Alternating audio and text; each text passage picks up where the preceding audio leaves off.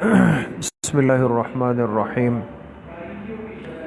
تعلیم then course سال دوم کی تفسیر قرآن کا سبق شروع ہو رہا ہے۔ تمام ساتھی قرآن کریم بھی کھول لیں، اپنی اپنی کاپیاں بھی کھول لیں۔ اسی طرح آن لائن جو مستورات و حضرات ہیں وہ بھی قرآن کریم اور اپنی کاپیاں کھول لیں۔ سورۃ الملک چل رہی تھی اور سورہ ملک کی کتنی آیتیں ہو گئی؟ 26 آیتیں ہو گئی۔ آج انشاءاللہ آیت نمبر 27 سے آیت نمبر 30 یعنی اختتام سورت تک پڑھیں گے انشاءاللہ۔ پڑھیے اعوذ باللہ من الشیطان الرجیم، بسم اللہ الرحمن الرحیم۔ فلما رأوه زلفة سيئت وجوه الذين كفروا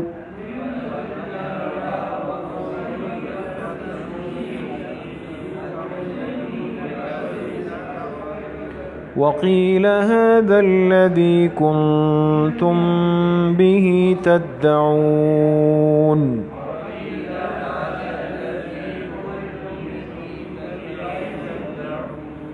صدق اللہ العظیم۔ اس سے پچھلی آیات میں آپ حضرات کے سامنے پوری تفصیل آئی کہ اللہ پاک نے اس کائنات میں چلنے والے نظام کو بیان فرمایا۔ آسمانوں کا ہے، زمین کا ہے، پرندوں کا ہے، فرشتوں کا ہے، رزق کا ہے، ہر چیز کا، کہ یہ سب چیزیں اللہ پاک کے حکم کے تابع ہیں اور اللہ کے حکم کے بغیر ان میں کوئی تبدیلی، کوئی فرق نہیں آ سکتا۔ تو جب اللہ کی طاقت اتنی بڑی ہے اور اتنی عظیم ہے تو وہی اللہ پاک فرما رہے ہیں کہ ایک دن آئے گا، دوبارہ ہر مرنے والا قبر سے زندہ ہو کر اٹھے گا، اس کو زندگی ملے گی، اس کا حساب کتاب ہوگا، سب کچھ ہوگا۔ تو مرنے کے بعد بھی ایک زندگی ہے۔ اس بات کو سمجھانے کے لیے اللہ پاک نے انسان کو پہلے تفصیل سے اپنی طاقت سمجھائی۔ بات سمجھے دوستو؟ اس لیے کہ جب کسی بڑی بات کا دعویٰ کیا جاتا ہے، بڑی بات کا، تو بڑے دعوے کے لیے دلیل بھی مضبوط چاہیے۔ اب قیامت ایک بہت بڑا دعویٰ ہے کہ پوری انسانیت جو آدم علیہ السلام سے لے کر دنیا کے آخری انسان تک ہے، سب اٹھیں گے، اور پھر صرف اٹھیں گے نہیں، سب کے ایک ایک لمحے کا، ذرے کا حساب کتاب موجود ہوگا، وہ تلے گا، پھر فیصلہ ہوگا، گواہ ہوں گے۔ تو اتنے بڑے دعوے کے سمجھنے کے لیے دلائل بھی مضبوط چاہیے۔ اللہ پاک نے وہ دلائل تفصیل کے ساتھ بیان فرمائے۔ لیکن بدقسمتی اور بدنصیبی جب انسان کے حصے میں آ جائے تو انسان پھر سفید کو بھی کالا کہتا ہے، نہیں مانتا۔ تو بجائے اس کے کہ یہ لوگ قیامت کو تسلیم کرتے، آخرت پر ایمان لاتے، یہ حضور علیہ السلام سے کیا پوچھتے؟ آپ حضرات نے پیچھے آیت پڑھی، آیت نمبر 25، وَيَقُولُونَ مَتَى هَذَا الْوَعْدُ إِن كُنتُمْ صَادِقِينَ۔ اگر آپ سچے ہیں تو ہمیں یہ بتائیں کہ یہ قیامت آئے گی کب، ہمیں اس کا وقت آپ بتا دیں۔ اب یہ پرواہ نہیں ہے کہ آنے کے بعد ہمارے ساتھ کیا ہونا ہے، بطور ایک مذاق کے، استہزاء کے کہتے تھے آئے گی کب۔ تو اللہ پاک نے فرمایا کہ آپ ان کو جواب دے دیں کہ اس کا یقینی علم تو اللہ کے پاس ہے کہ کب آئے گی، میں تمہیں ڈرانے والا ہوں۔ یہاں تک ہماری بات ہو گئی آیت نمبر 26 تک۔ اب آگے آیت نمبر 27 سے اللہ پاک اس دن کے آنے کے بعد ان کافروں پر جو کیفیت آئے گی نا، وہ بیان فرما رہے ہیں۔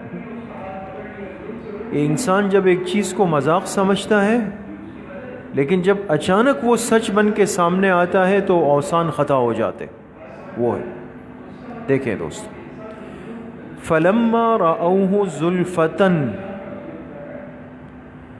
لیکن جب یہ کافر دیکھ لیں گے اس عذاب کو، لیکن جب یہ کافر دیکھ لیں گے اس عذاب کو، بریکٹ میں لکھیں یعنی قیامت کے دن کے،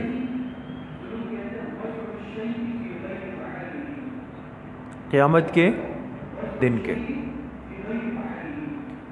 زلفتن، زلفتن بالکل قریب،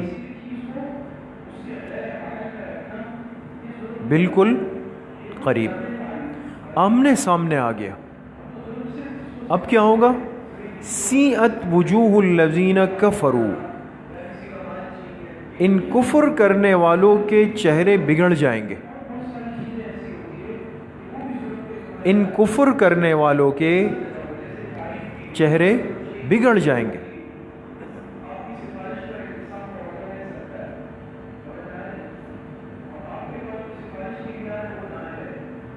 بگڑ جائیں گے۔ وقیلا، اور ان سے کہا جائے گا، اور ان سے کہا جائے گا، بریکٹ میں لکھیں فرشتوں کے ذریعے۔ کس کے ذریعے؟ فرشتوں کے ذریعے۔ اس لیے کہ قیامت کے دن تو سارا نظام، انتظام، کنٹرول، جیسے دنیا میں ایک سیکیورٹی سسٹم ہوتا ہے، اس دن تو سب فرشتے ہی آ جائیں گے، نظام کو سنبھال لیں گے۔ تو ان سے کہا جائے گا، کن کے ذریعے سے؟ فرشتوں کے ذریعے سے۔ ھذا الذی کنتم بہ تدعون، یہی تو ہے جسے تم مانگا کرتے تھے، یہی تو ہے جسے تم مانگا کرتے تھے۔ اب کیوں چہرے بگڑ رہے ہیں؟ تمہاری مانگی ہوئی چیز سامنے آ گئی ہے، تیار ہو جاؤ، یہی تو ہے جسے تم مانگا کرتے تھے۔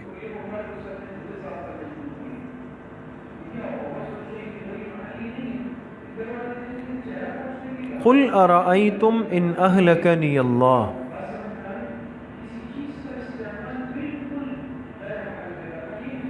قل ارأیتم ان اہلکنی اللہ۔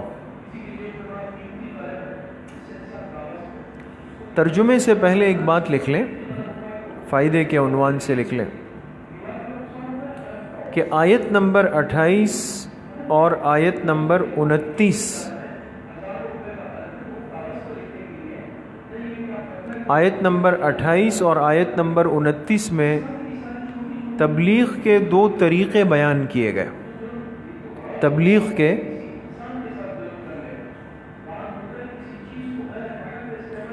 دو طریقے بیان کیے گئے۔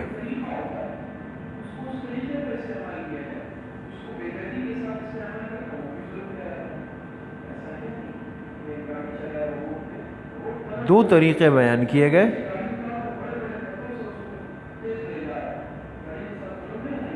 پہلی آیت میں اشارہ ہے احساس نفسی کی طرف، احساس نفسی کی طرف۔ یہ تبلیغ کا ایک طریقہ ہے، جسے کہا جائے کہ بھئی ہر مسلمان اپنی فکر کرے، جیسے ہمارے تبلیغ والے حضرات کہتے ہیں، بھئی ہر مسلمان اپنی فکر کرے کہ ایک دن آ رہا ہے۔ اس کو کہتے ہیں احساس نفسی، اپنی ذات کا احساس۔ اور دوسری آیت میں اشارہ ہے تعلق مع اللہ کی طرف۔ دوسری آیت میں اشارہ ہے کس کی طرف؟ تعلق مع اللہ، اللہ کے ساتھ تعلق کی طرف، کہ بھئی تعلق مع اللہ، مع اللہ، مع اللہ کی طرف، کہ بھئی جس کا اللہ سے تعلق ہے وہ اس دن پریشان نہیں ہے۔ ٹھیک ہے، یہ بات لکھ لی دوست۔ اب دیکھیں ترجمہ۔ قل ارائیتم، قل اے میرے حبیب صلی اللہ علیہ وسلم آپ کہہ دیجئے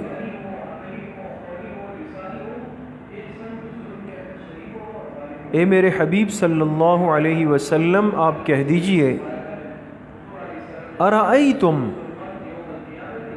بھلا یہ تو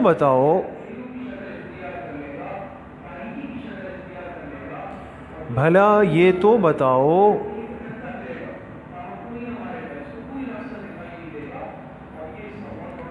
ان اہلکنی اللہ ومن معی اگر اللہ تعالی مجھے اور میرے ساتھیوں کو ہلاک کر دے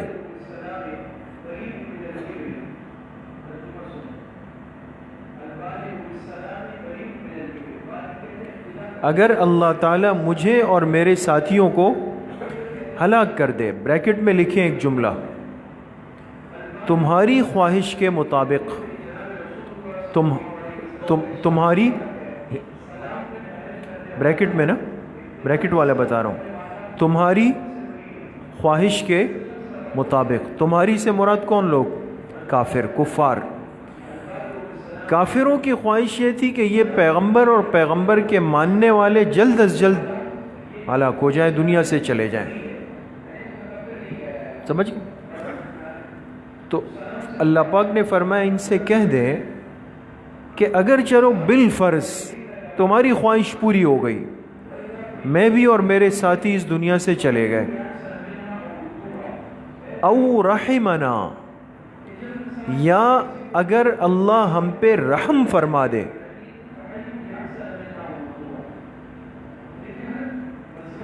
یا اگر اللہ ہم پہ رحم فرما دے، بریکٹ میں کیا لکھیں گے؟ اللہ اپنے وعدے کے مطابق، اللہ اپنے وعدے کے مطابق، اس لیے کہ اللہ کا تو وعدہ ہے نا کہ ایمان والوں پہ رحم ہوگا، لیکن کافر کی آرزو ہے کہ ایمان والے ہلاک ہو جائیں، ہے نا؟ سمجھ گئے؟ اس لیے بریکٹ کا یہ لانا ضروری ہے کہ دونوں میں فرق ہے۔ اگر اللہ مجھے اور میرے ساتھیوں کو ہلاک کر دے، تمہاری خواہش جو ہے، یا اگر اللہ ہم پہ رحم کر دے جیسے اللہ کا ہم سے وعدہ ہے، باہر دو صورت ہمیں کوئی مسئلہ نہیں۔ فَمَن يُجِيرُ الْكَافِرِينَ مِنْ عَذَابٍ أَلِيمٍ، کون ہے جو کافروں کو بچا سکے گا دردناک عذاب سے؟ کون ہے جو کافروں کو بچا سکے گا دردناک عذاب سے؟ دردناک عذاب سے۔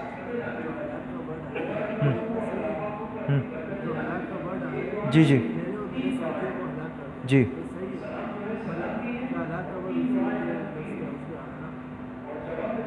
نہیں، یہ ان کی سوچ کے مطابق، جو کافروں کی سوچ ہے نا اس کے مطابق، یعنی بات سمجھ گئے دوست؟ یہ دیکھیں، آپ نے لکھا کہ تبلیغ کے دو طریقے، یہ پہلا طریقہ آیا احساس نفسی، کیا مطلب؟ بھئی اگر تمہاری خواہش پوری ہو جائے اور ہم دنیا سے چلے گئے، یا اللہ ہم پہ رحم کر دے، جو کچھ بھی ہو، ہم اپنی ذات کا احساس دنیا میں کر چکے ہیں، فکر، تم بتاؤ تمہارا کیا بنے گا؟ تمہیں کون بچائے گا اس سے؟ سمجھ گئے؟ قُلْ هُوَ الرَّحْمَنُ آمَنَّا بِهِ وَعَلَيْهِ تَوَكَّلْنَا، یہ ہو گیا طریق تبلیغ نمبر 2۔ قل، اے میرے حبیب صلی اللہ علیہ وسلم آپ کہہ دیجئے،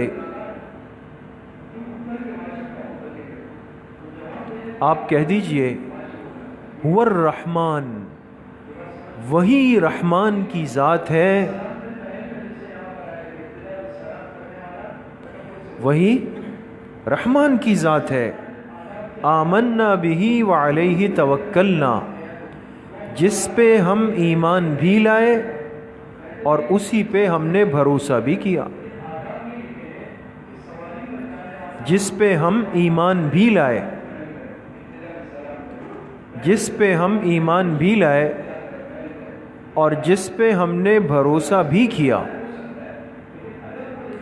یہ کیا ہے دوستو؟ تعلق مع اللہ. ہم تو اس کے ساتھ اتنا تعلق رکھتے ہیں کہ اللہ پر ایمان بھی لائے ہیں، توکل بھی اللہ پر ہے، بھروسہ اللہ پر ہے. فَسَتَعْلَمُونَ مَنْ هُوَ فِي ضَلَالٍ مُبِينٍ. لیکن عن قریب تم جان لوگے. لیکن عن قریب تم سے مراد کون ہے؟ کفار. تم جان لوگے من ہوا فی ضلال مبین، کہ کون کھلی گمراہی میں پڑا ہوا تھا. کہ کون کھلی گمراہی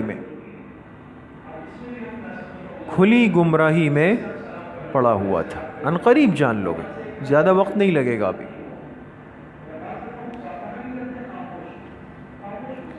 سمجھ میں آ گئی بات دوست؟ قل ارائیتم، اے میرے حبیب صلی اللہ علیہ وسلم آپ کہہ دیجئے،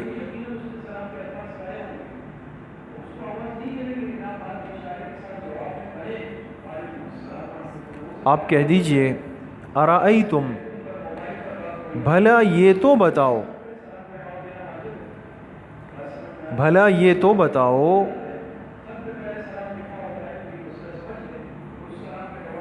ان اصبح ماؤکم غورا، اگر ہو جائے تمہارا پانی خشک. ماء عربی میں ہے، اس کے معنی کیا آتے ہیں؟ پانی کے نا. اگر ہو جائے تمہارا پانی، یعنی جن کنووں سے، جن نہروں سے، جن دریاؤں سے، جن سمندروں سے تم پانی نکالتے ہو، اگر وہ کیا ہو جائے؟ خشک. غورن کے معنی یہ. ایک ترجمہ غورن کا ہے گہرائی کا. اگر چلا جائے تمہارا پانی گہرائی میں. آج کل لوگ کہتے ہیں بھئی پانی بورنگ کا نیچے چلا گیا، دوبارہ بورنگ کرنی پڑے گی. تو یہ پانی ہے، یہ کبھی بالکل نیچے چلا جاتا ہے، پھر بھی مشین اس کو نہیں کھینچ سکتی. تو دونوں ترجمے درست ہے. غورن کے معنی خشک یا غورن کے معنی گہرائی میں چلا جانا. اگر چلا جائے تمہارا پانی گہرائی میں، فَمَن يَأْتِيكُم بِمَاءٍ مَّعِينٍ، تو کون تمہارے لیے لا سکتا ہے صاف پانی. معین کس کو کہتے ہیں؟ صاف. کون تمہارے لیے لا سکتا ہے صاف پانی. اس لیے کہ انسانی ضرورت اور حیات تو صاف پانی پہ چلتی ہے نا. گندا اور گٹر کا پانی تو جلدی دستیاب ہو جاتا ہے، جیسے بھی آپ حضرات گزر کے آئے ہوں گے نا، وہ تو جلدی آتا ہے. تو کون تمہارے لیے لا سکتا ہے بماء معین، صاف پانی؟ کون لا سکتا ہے؟ سمجھ گئے دوستو؟ فائدہ لکھیں کہ آخری آیت میں عجز انسان کا بیان ہے. عجز انسان، عاجز، عجز انسان کا بیان ہے. عین، جیم اور زا. یہ جو بڑی بڑی باتیں کر رہا ہے، میں یہ کر لوں گا، وہ کر لوں گا، فلاں کر لوں گا، یہ اتنا عاجز ہے کہ اگر میٹھا پانی تھوڑا نیچے چلا جائے تو پھر یہ اوپر سے جھانکتا ہے، نکال نہیں سکتا، اس کو لانے پہ قادر نہیں ہے.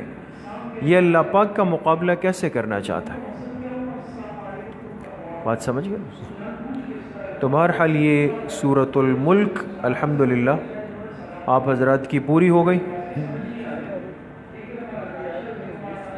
عجز انسان کا بیان ہے.